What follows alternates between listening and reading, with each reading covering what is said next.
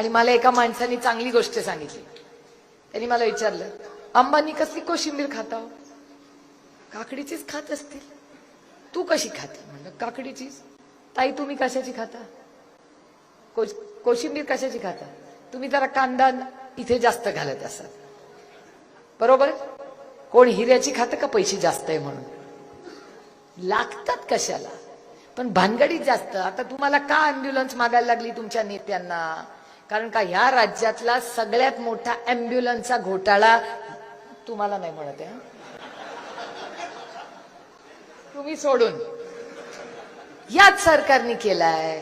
सगळ्यात मोठा अँब्युलन्सचा घोटाळा, आणि तो घोटाळा काढल्यानंतर सगळ्या अँब्युलन्सच्या घोटाळ्यावर स्टे ठेवायला लागला या मुख्यमंत्र्यांना. म्हणून तुम्हाला तुमच्या नेत्याला अँब्युलन्स मागावी लागतेय, कारण का सब घोटाळे में अडका हुआ है मामला.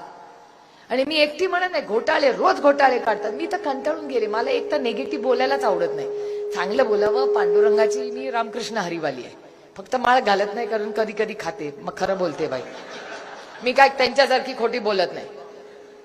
आणि खाल्लं माझा पांडुरंगाला चालतंय, तुम्हाला काय प्रॉब्लेम आहे? खरं आहे की नाही? आमचे आई वडील खातात, सासू सासरे खातात, नवरा खातो, आणि आमच्या पैशानी खातो बाबा.